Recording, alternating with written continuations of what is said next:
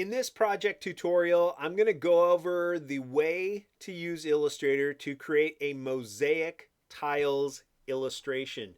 So this is a project handout. I call it the Mosaic Tiles Spirit Animals, and I'm going to update that to any animals. I did a project in the past where I based it on the quote unquote your spirit animal, but now I'm just going to open that up to any animals. So for this project, you're going to be focusing on the repetitive use of abstract design elements to create an interesting portrait of a creature, an animal. Whether it's a walking animal, a flying animal, a swimming animal, whatever you want it to be. You will be using Adobe Illustrator to make your individual design elements, your tiles, that will then be used to work on top of a sketch or a reference photo to make your visual interpretation of the subject's likeness using only the abstract tiles, design elements you started off with. So it's going to be a 10 by 15 horizontal. It can be horizontal or vertical. I would leave that up to the artist. And this is the example that I'm talking about. Creating an illustration of a creature, in this case an octopus, using either abstract tiles, almost like hexagon types of shapes, or your standard rectangular tiles like this. And you can see here's a tiled shot of an elephant. Here's one of some turtles from some travel posters. I really like this designed look to these animals and creatures and thought, well, how the heck would I do that? So I want to show you how I would approach that. So I'm going to quit Adobe Acrobat, come over here into Adobe Illustrator, and I will go to File. And instead of creating a brand new document, I've already got one started. So I'll just go ahead and open what I've started before. And I have this file called the Butterfly Mosaic Tiles Demo that I've started. So you can see on my layers here, I want to do a mosaic tile illustration of this butterfly. Okay, and I've pretty much sized this photo to almost fill this entire sheet of paper. So it doesn't leave me a lot of room to experiment around here, but I do like this empty space. If you are doing a design where it really fills the paper and you're just kind of running out of room, you can take your Artboard tool and just start up here and click and drag a thin little artboard like that. Just an extra little workspace above there to work on. Okay, so the first goal is starting with a good reference shot, whether it's a sketch. You could work on a creature from your imagination, like H.P. Lovecraft's Cthulhu, or a dragon, or a sea serpent, or in this case, just a standard nature shot of a butterfly, monarch butterfly. But I leave that up to you. So now that I've got this, what I would recommend is the approach of breaking up an illustration into sections. When I look at a photo like this butterfly, I'm not just thinking of it as a butterfly. I'm thinking of it as one big dark wing or two dark wings with smaller orange quadrants or shapes or windows drawn or layered on top of that. So the way I started with this is I started with one big silhouette. Okay, I'll call that wings silhouette. That gives me just the basic solid structure of the anatomy of this creature. Then I turned that off and I created a bunch of white shapes, tracings over the orange quadrants that I saw right there, or breaking up an object into different shapes how I want to design them. But the main thing is break up your animal into spaces. Each one of those spaces is going to be filled with your tiles. So you could see them on top of the black like that. Now I had a bunch of blank, kind of open, black, flat spaces. So I added another layer up here for little details like that, little thin lines, just so I could break up that space and give the viewer a little more to look at. So I'm going to lock those. I think they're done. I'm going to lock the black wings. They're done. And I really want to focus on filling these quadrants with tiles.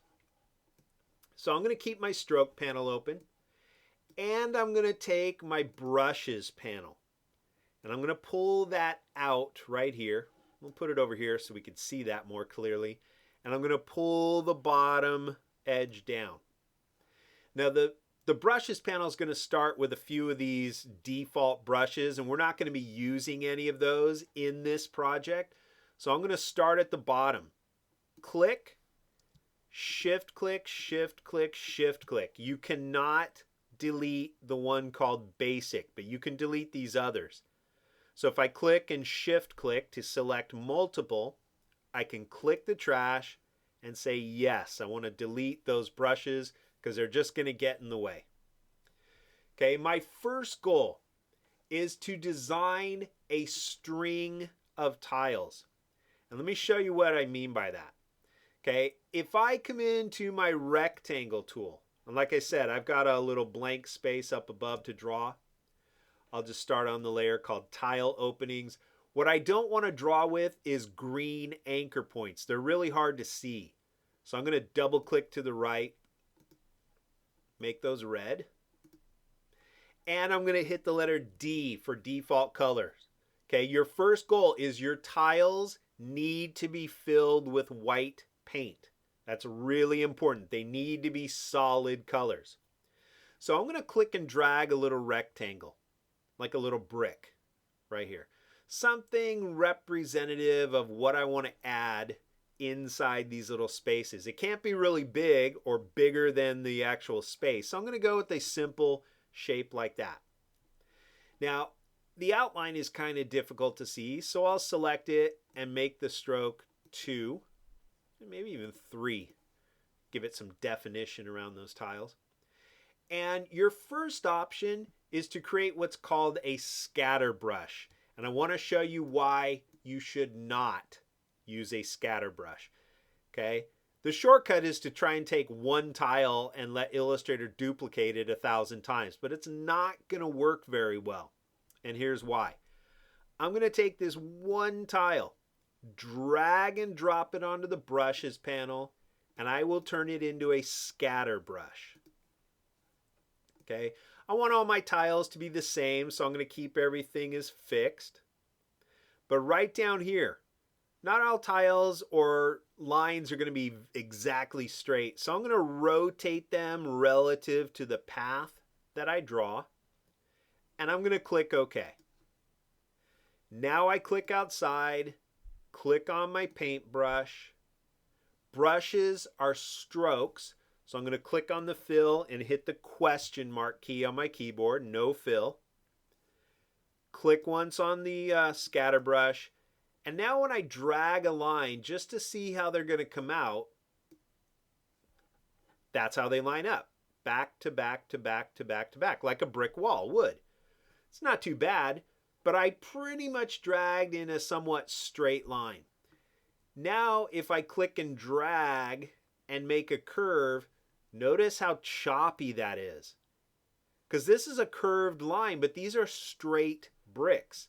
And they're going to look even worse if I drew a swirl like this.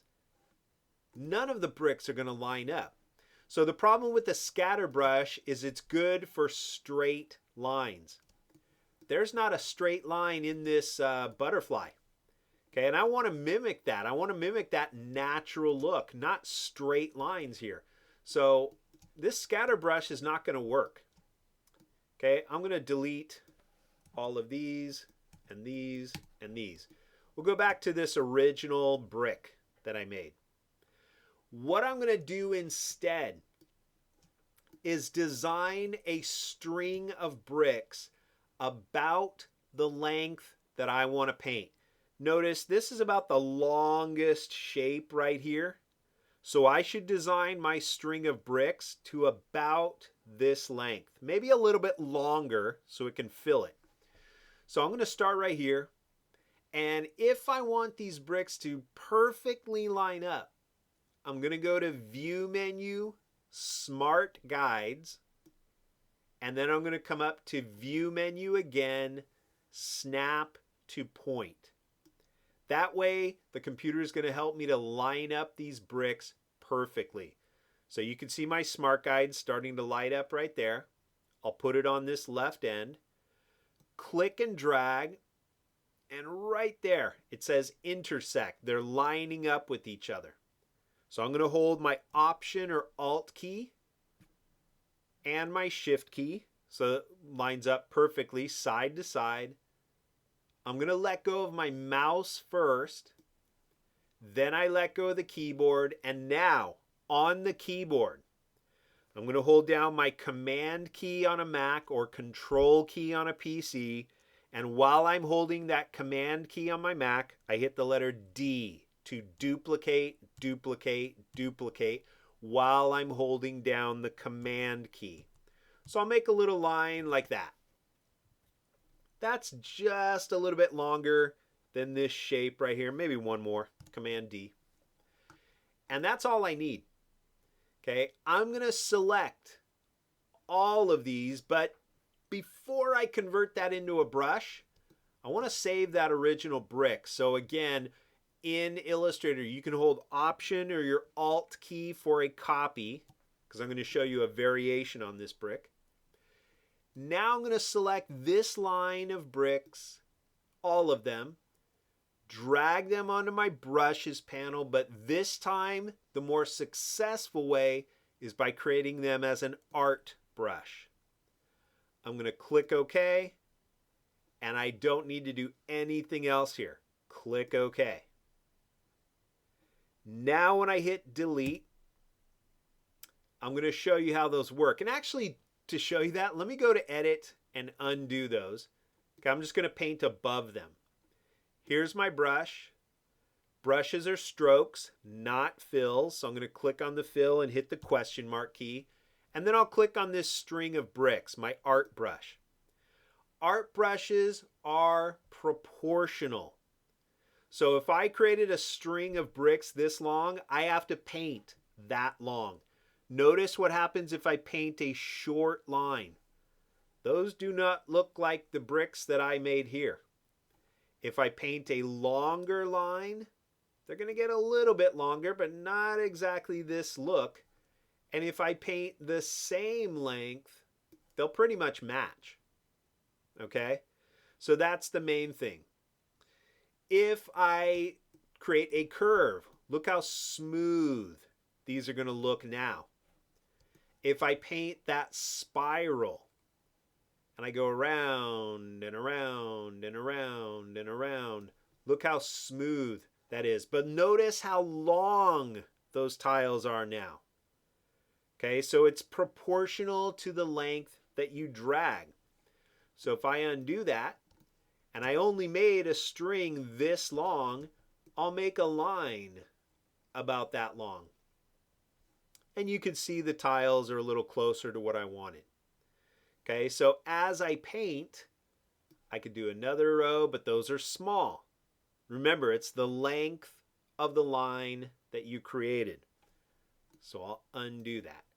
But that also gives you some creativity. So I could come in like this, and maybe do another row like this, and maybe another row that comes in all the way around like that, and then another shorter row, and then a slightly longer row, and get some variations on my tiles, which can add some interest to the overall design.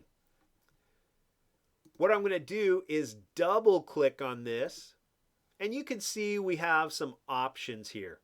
One is scale proportionately, or the default is stretch to fit the length of the stroke. So again, if I dragged a short line, it's going to stretch or squish them. If I dragged a really long line, it's going to make really long bricks. But let's try scale proportionately. And I'll leave those strokes alone. Now let's try it again. Click and drag a short line. Look how tiny, you can barely even see those. Click and drag a longer line. It's going to stretch them. Click and drag a really long line, and it's going to thicken up the size and the thickness of the stroke. It's all within proportion. So it still would want me to create lines about the same length as the original brush. But if I dragged a really, really, really long line, look how thick that line is going to get. So I probably don't want to use that, because if I do short lines, you're barely going to see the tiles anyway. So I want to double click and leave it on the default. Stretch to fit the stroke length. And I'll leave those alone. Okay, so I'm going to trash all these. Let's trash all these other ones here and go back to that original brick. So this is the one we started with.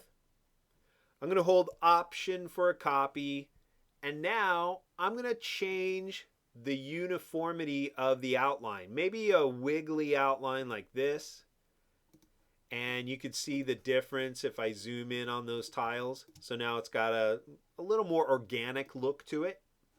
So let's see what that tile would look like. I'm going to click and drag Shift key and Option key right there. Let go of the mouse. Command D, Command D, Command D. We'll make a line of tiles right there. And now let's see what those will look like. Click and drag. Drag them on, make them an art brush. That is your default, so I'll click OK. And now let's see, I'll delete these. Now let's do a comparison. Here's the original bricks, right there. And now here's the ones where I thickened up the outline. We'll just paint it right underneath. And you can see how it adds a little more contrast into the outlines, a little more curvature to that design. It can make a difference, but let's do one more. I'm going to take this brick, Option for a copy, and let's go with a design on top of that brick. So I'm going to zoom in right here. I'm going to take my pen tool. I'll click on the white fill and hit the question mark key. I'll click on this curved arrow, so I'm going to draw a black shape. And I'll just start right here. Click, click, click, click, click. Make a little design like that. And what the heck, I'll put a little diamond right here. Maybe click, click, click, click, click. Kind of fill the tile with some other artwork. Now let's make copies of that tile, just like I did before. Shift key and Option key. I let go of the mouse first. Command D, Command D, Command D a few times. And let's try those tiles. So now I'll select that string, drag it on as an art brush. Okay, okay.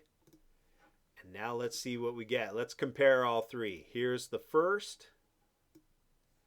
Here's the second. And now here's the third. Cool. So now you can see some visual variations. The amount of detail gets more and more as we go. And your tiles do not have to be just rectangles by any means. Okay? I can draw triangular tiles. So I can start right here, go like this, and this, and this. Then I'll select that, hit D for default colors, maybe make the stroke weight a little thicker, add a little variation to the tile weight right there. I'm going to click on the white fill. Let's see, click outside. Click on my white fill and hit the question mark key. Click on the curved arrow again, so I want to draw a black shape. And I'll just start right here. Click, click, click, click, click, and back to the start. Add something like that to it.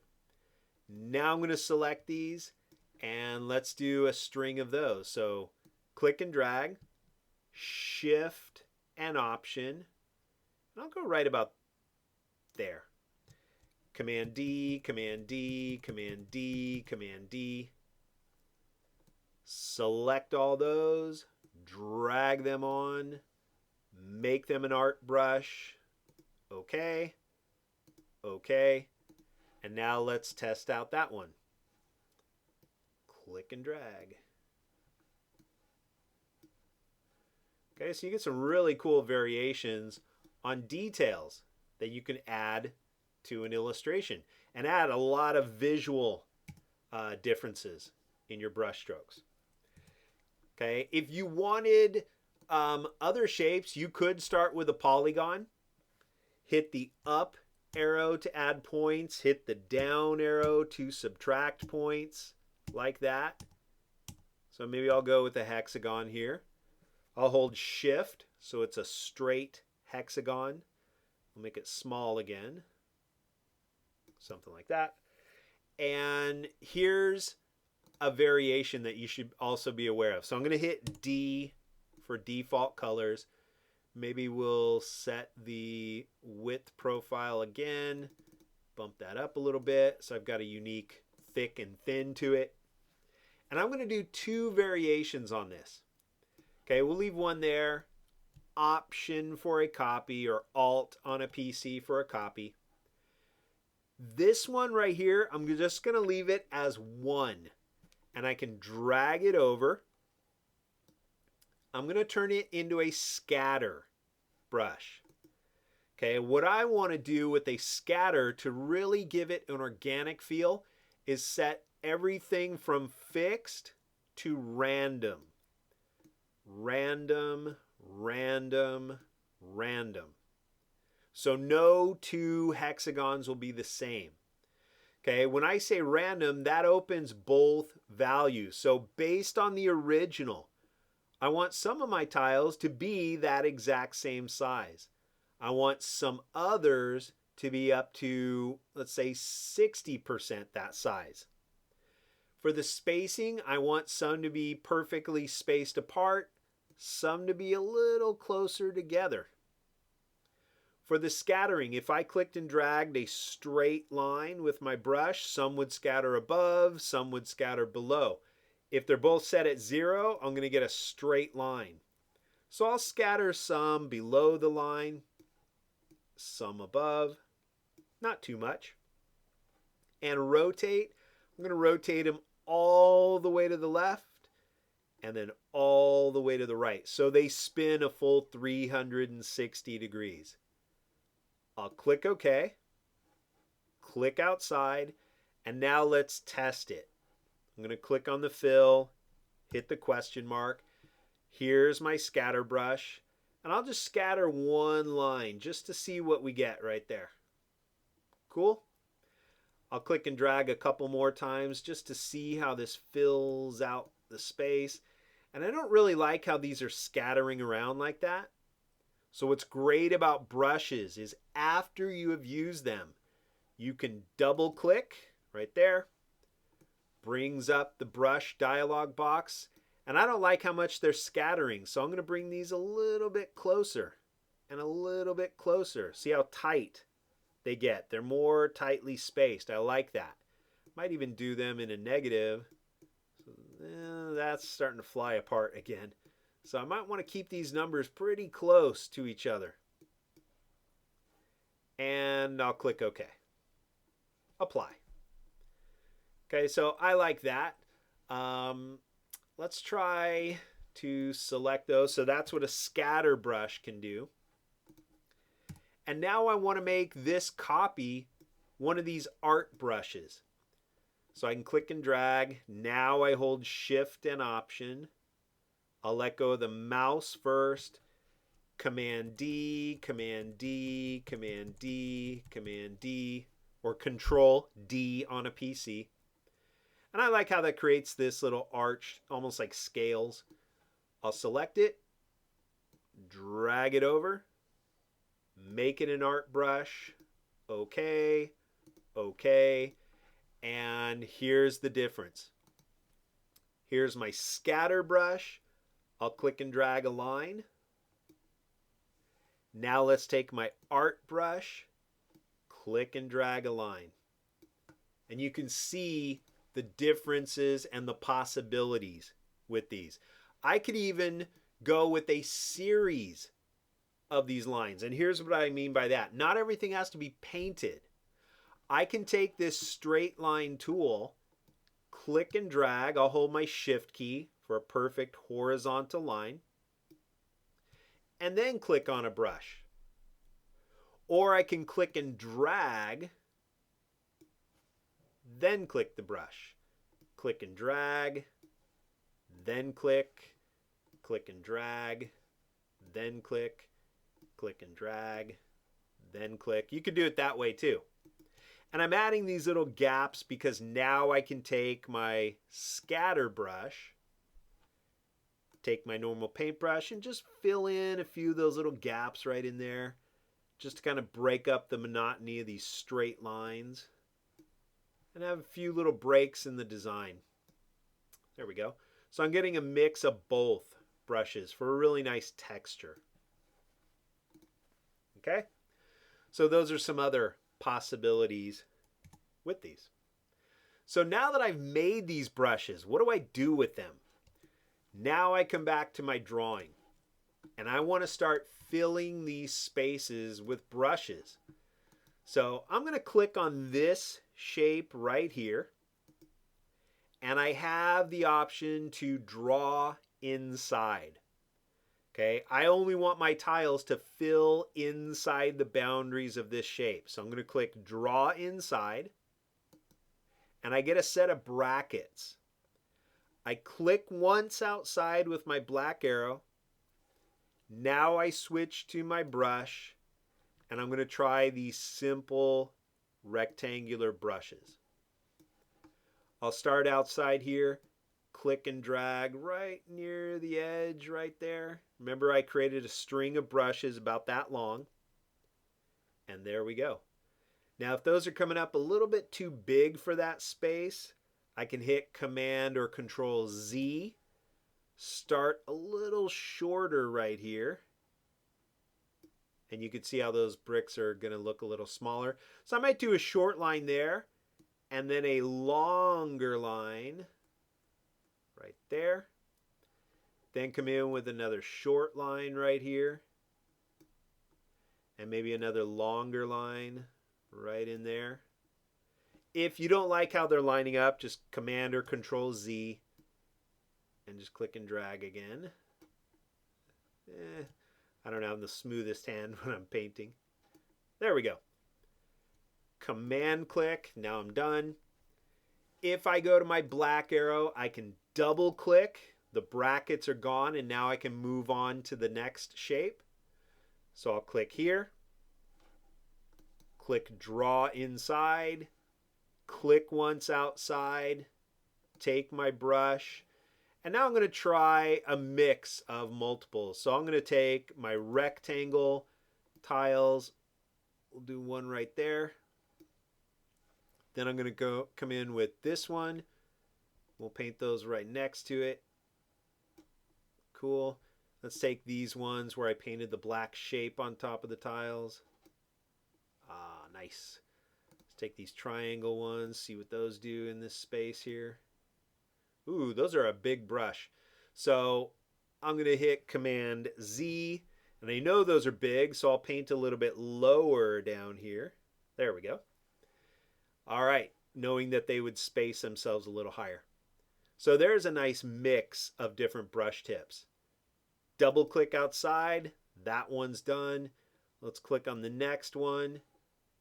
Draw inside, click once outside. And now I can take my brush, and just for some variation, I'm going to try to design each one with a different look. So I'm going to take these hexagon tiles. Let's go right there. And, I want to do this in the order that Illustrator stacks things. So I'm going to go to Edit, Undo. Let's take my scatter brush first. I'm just going to scatter some random tiles in here like this. I can crisscross them that way. Just kind of randomly fill that space. Then I come in with, let's say, this tile. And I'll kind of frame them at the top right here. And I'll frame them along the bottom right there. Cool.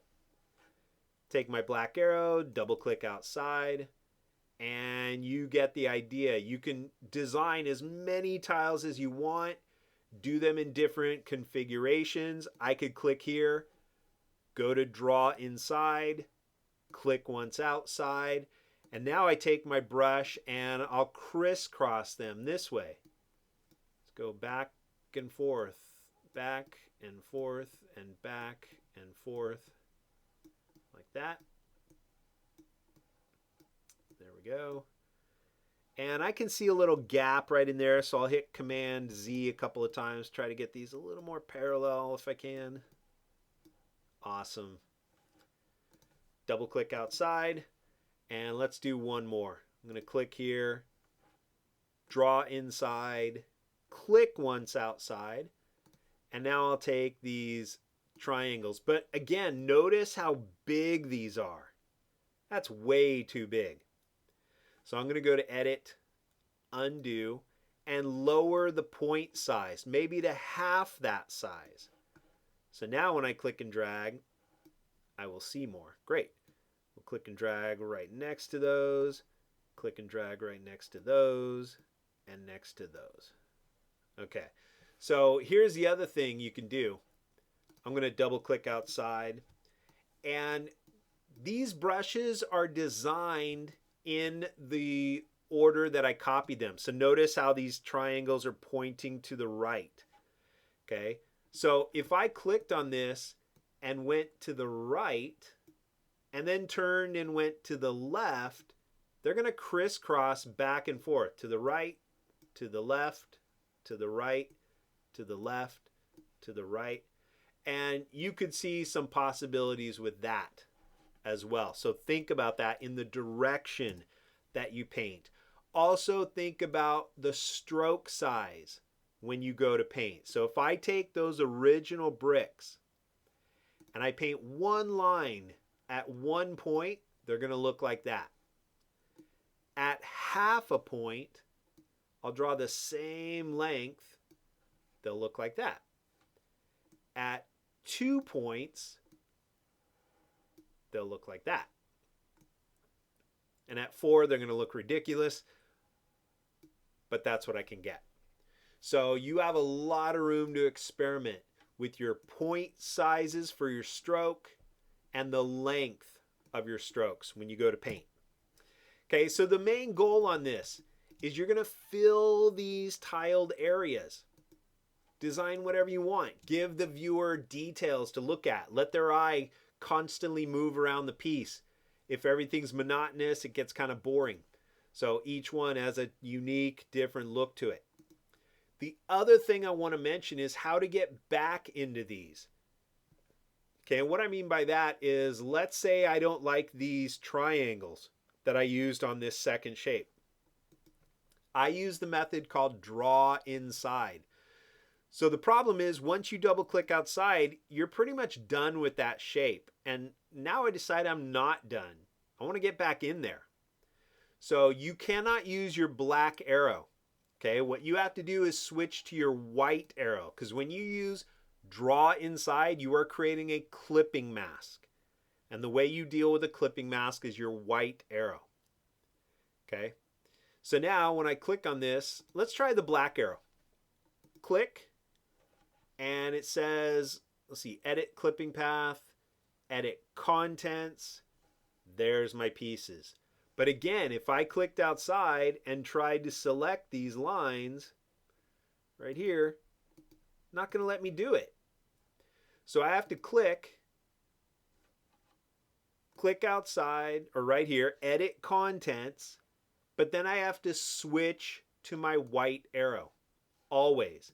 So now you'll notice I can click on these lines and see, nope, what the heck, it's still not letting me do it.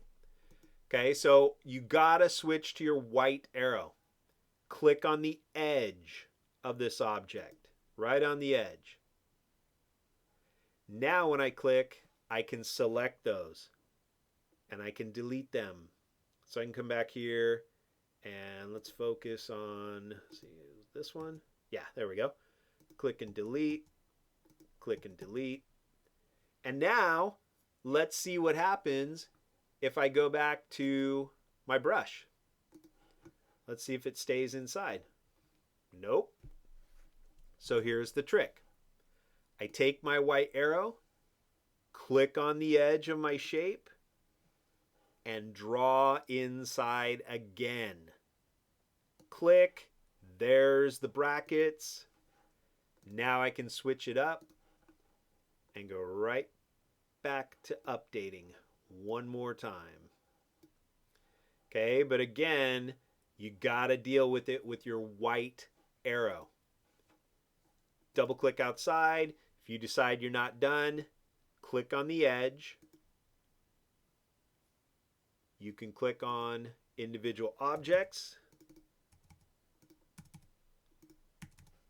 But you gotta click on the edge and say draw inside again to do it over. So just keep that in mind. It gets a little tricky, but when you're dealing with these shapes, your white arrow. Okay, at this time, everything we've been doing was with black and white artwork. So what you're gonna do for this project is do all your artwork in black and white only.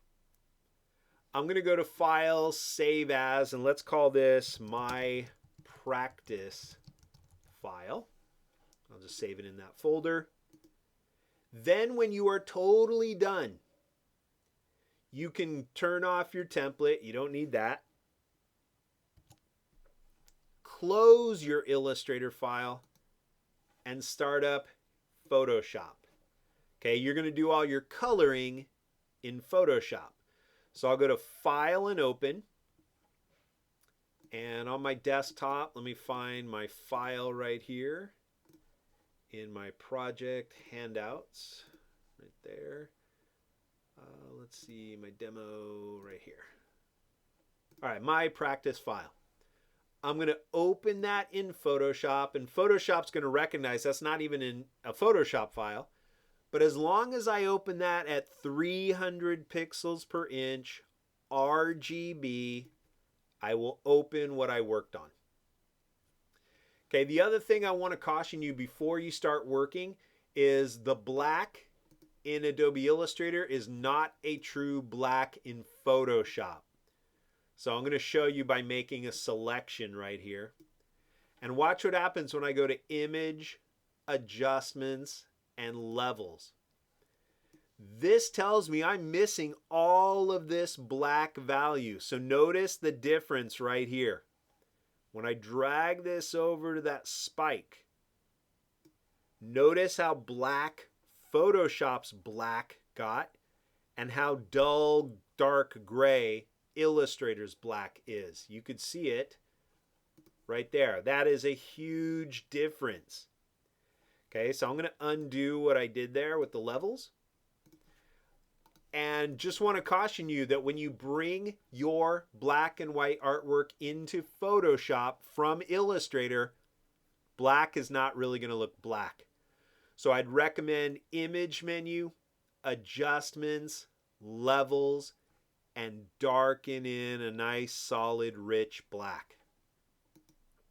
There we go. Okay, this just came up with the wing because that's all I drew in Illustrator, but technically I would have a little more space around my file like this, right there. And you don't want to work on it with all this transparency grid. So what I would recommend is once you bring your line art into Photoshop, you can tear out your layers panel right here. Click the pop-up menu in the upper right and flatten your image. You'll get a nice white sheet of paper, as if you're looking at it in Illustrator. Now what we want to do is add our colors under the line art, much like a traditional animation cell. So you can't do that when you're on a background layer. So I'm going to double click the name background, and I'm going to rename this layer Line Art. That's what's on the layer, so that's what I'm going to call it.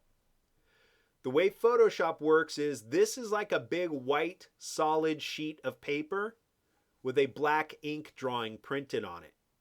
Okay, I want this to act more like an animation cell on a blank, clear sheet of acetate.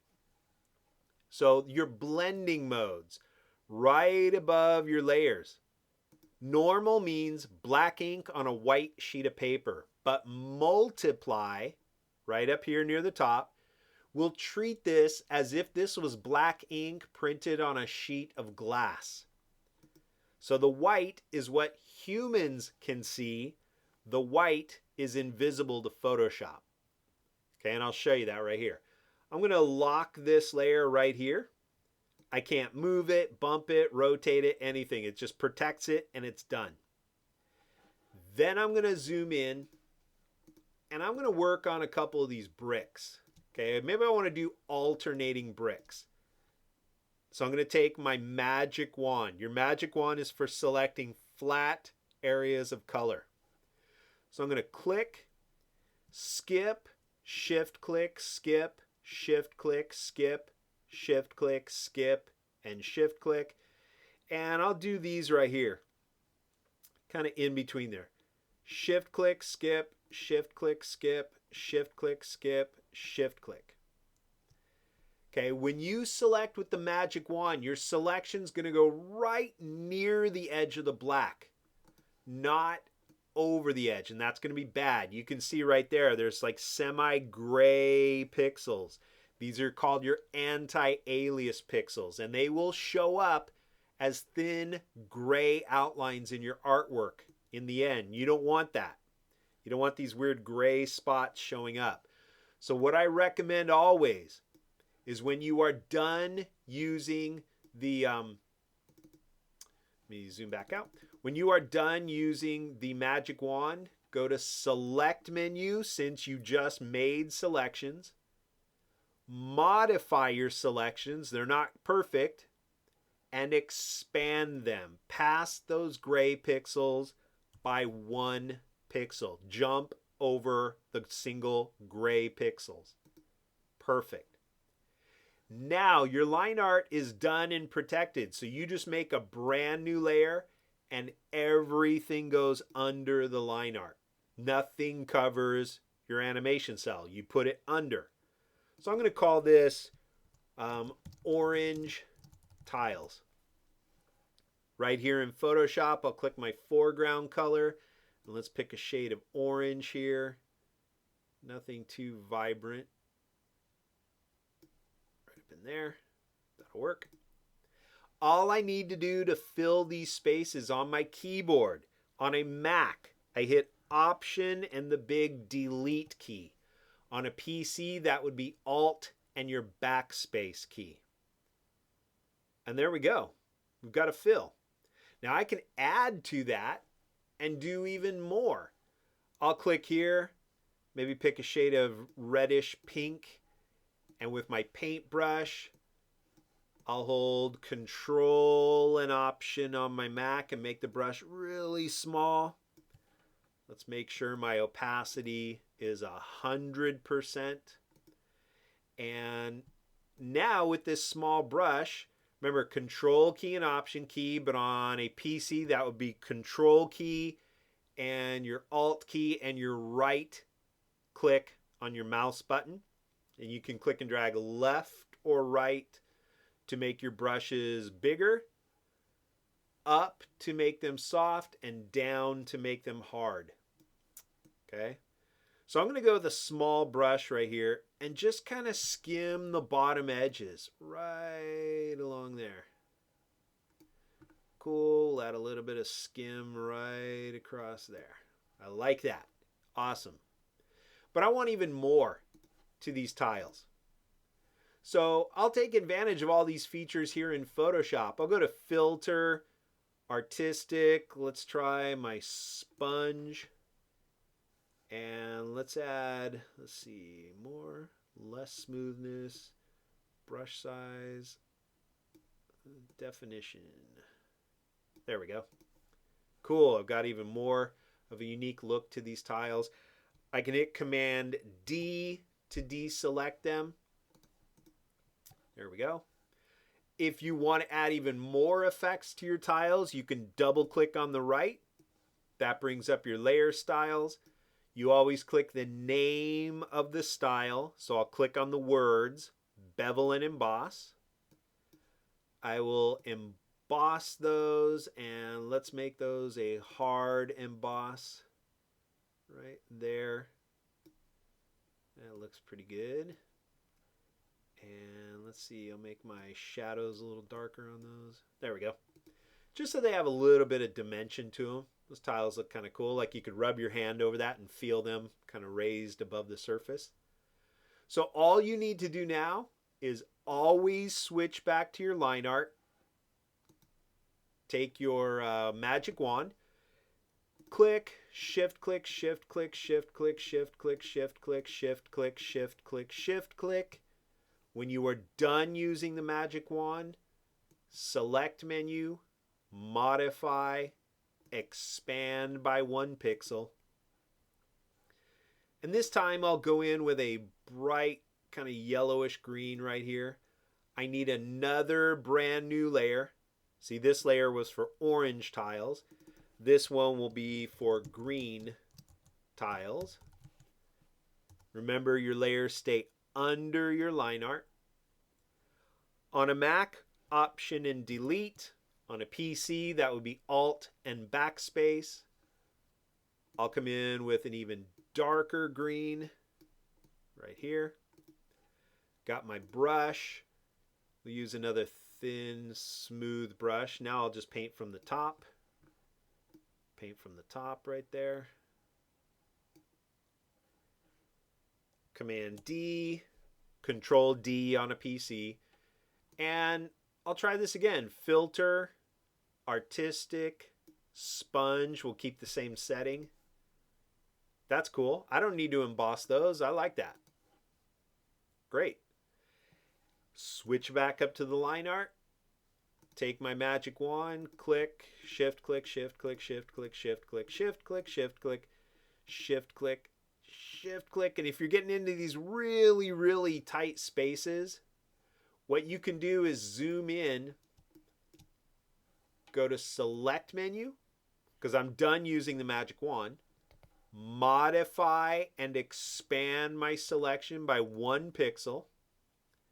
Then I hit the letter Q, and that is for a quick mask. This shows me what I have selected. So anytime you're in a quick mask, you hit D for default colors. And if I wanted to select this area, right now it's covered up with red, I switch my color to white. And now with my paintbrush, I'm going to hold Control and Option and go down for a hard brush. And I can expand and open up that area for selections.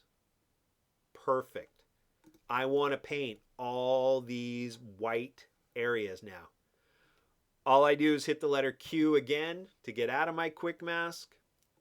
Now I pick my color. Let's go with like a cyan blue here. I'll create another brand new layer. We'll call this light blue tiles. Nothing goes above my line art. On my Mac, Option and Delete. On my PC, that would be Alt and Backspace.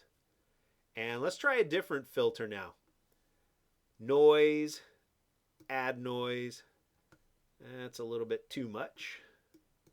Break that off. And here's what I'm going to do. That really messes with the look of this, but here's what you do. Immediately after you apply a filter, do not click anything else. You can go right up to Edit and fade the filter, but it has to be done immediately after you apply a filter. Otherwise, this option will disappear. So now I can set the blending mode to overlay. It kind of blends into that blue. Maybe lower the opacity a little bit. I get a nice, soft, grainy look to those blue areas. Great. Control D or Command D on a Mac, and you can really see the possibilities that are going to be available to you in a file like this. I love how colorful this butterfly is going to look just through this one quadrant. You're going to have hundreds of files, and you can do some really amazing things with this. So that's how you do a mosaic tile illustration, starting with black and white in Illustrator, bringing it over into Photoshop, setting your black and white layer to line art and multiply, and go crazy with colors. Have fun with it. Explore and experiment. And there you go.